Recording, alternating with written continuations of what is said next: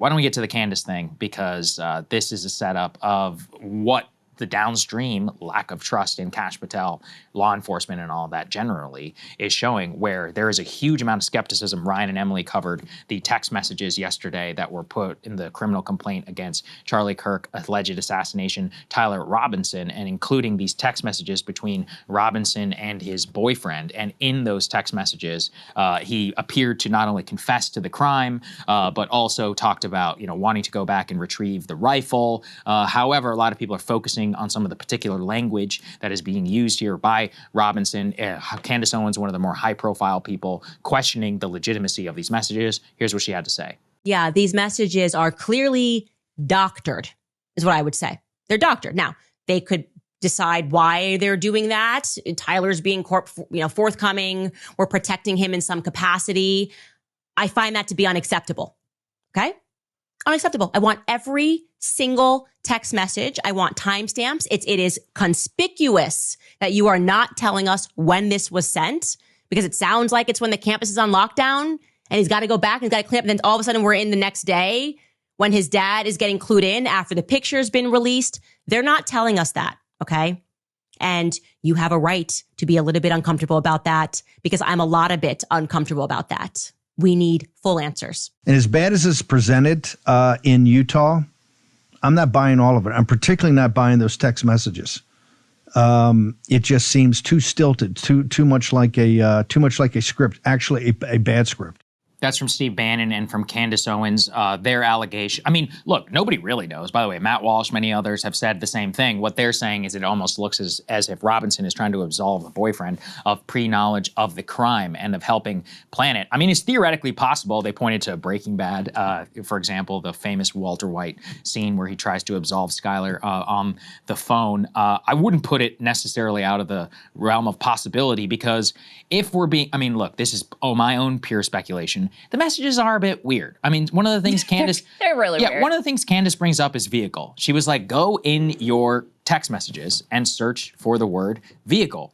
And I looked at it. The only time it has ever appeared is whenever I get a message from the service department of the car dealer saying your vehicle is ready for service, or from one of those spam messages from China where they pretend to be the DMV. Right. And they're like, your DMV. Your vehicle registration it's like plus is expiring. 63 area code, your vehicle has, exactly, your tags have expired. There is not a single other reference. No, actually, I did text my wife once about Secret Service vehicle. That's what I said. Secret Service vehicle. That's the only. That's the only time I've ever referred to my car as my vehicle. To a car as a vehicle. We're not Gen Z either.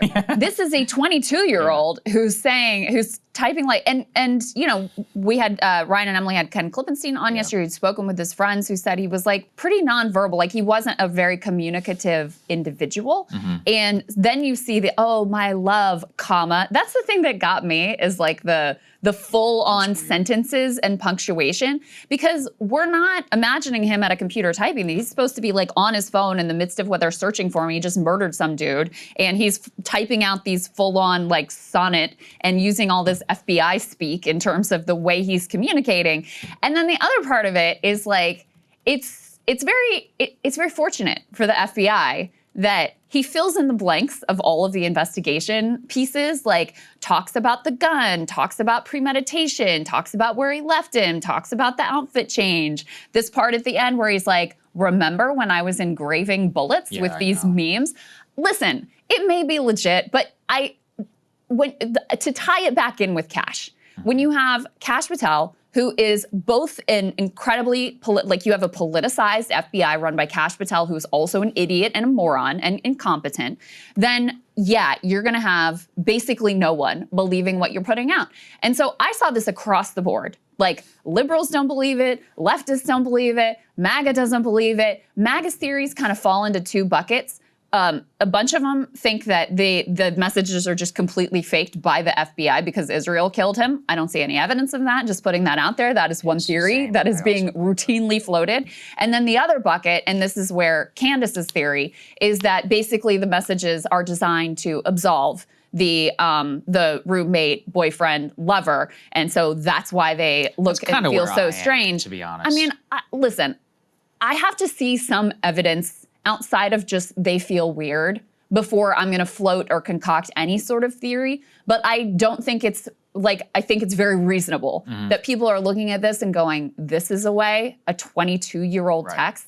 Okay, well, that someone seems said really strange. It seems ChatGPT. So, for example, another thing Candace said was search your text messages for retrieve. So I did. There are 3 retrieves in my entire history of having an iPhone. So since 2014, 2 out of the 3 are about golden retrievers. The other is a friend of mine on a bachelor party saying, "I'm happy to retrieve some Zin." That is the only mention of retrieve in my entire text message history. Also, I should message him and be like, "Why are you using the word retrieve?" Calling his dad his old man is like, I mean, maybe that's a Utah thing. I don't know. That, you know, he's got in here, he got the motive in, he got the premeditation, he got the rifle details. Like, again, this was very fortunate for the FBI that they had this very strange, stilted conversation that laid out everything and filled in all of the holes in their investigation. That was very, very lucky for the FBI that all occurred in that way. So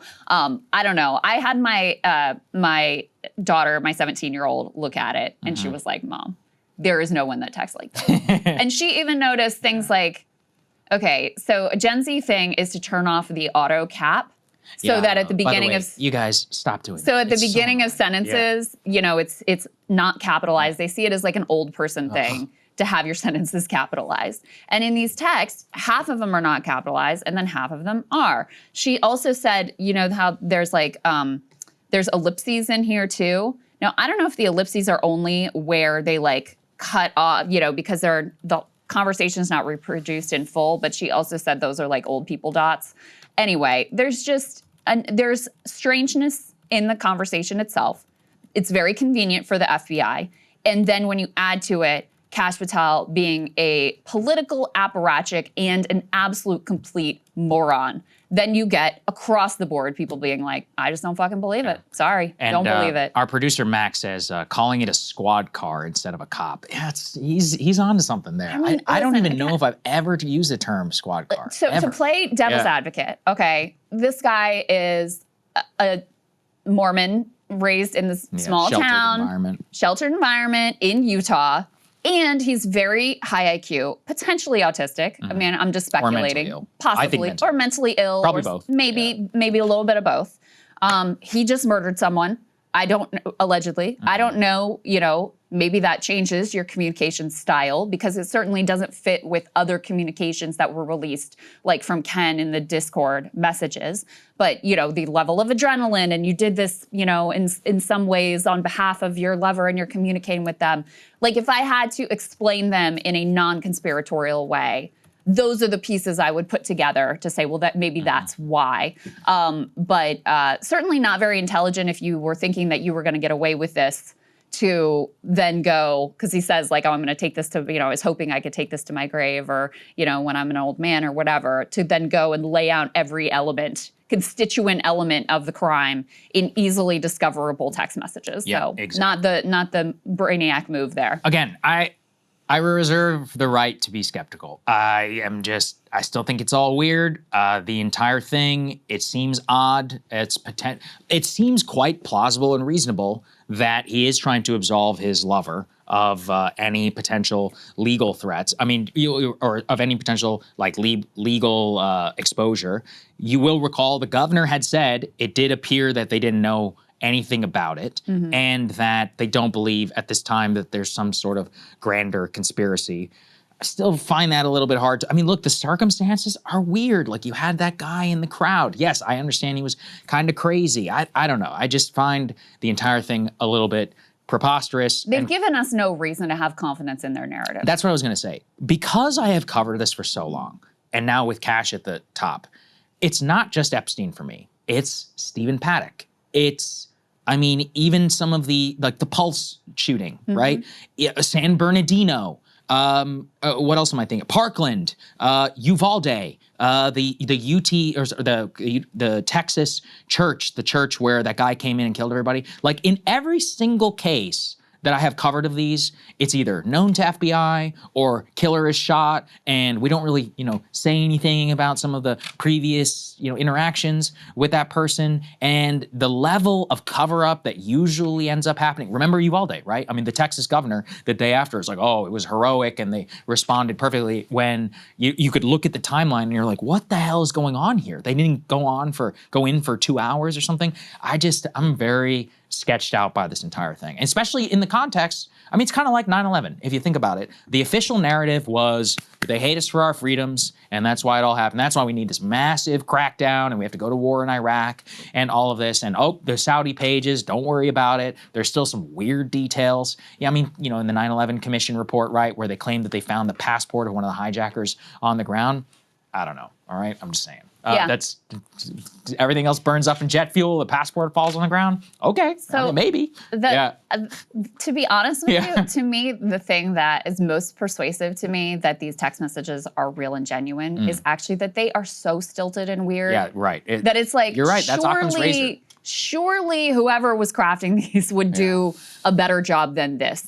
And so I actually come back around full. So they're so weird and so strangely worded and so convenient. Like, it couldn't possibly be that they would be this clumsy if they were actually formulating some fake dialogue. But like you said, I think it's fair for people to look at this investigation, to look at who's at the head of the FBI, to look at the degrading of institutional trust over years and decades. If we go back to the Kennedy assassination, and say, listen, maybe, but you're gonna have to bring me some more evidence. I'm going to need to be more persuaded than this strange text message conversation ultimately. I completely agree. By the way, it's not just right-wingers who are all saying. Oh, no. It's across the board. This is very unifying. I think it should be. All right. I mean, it's weird.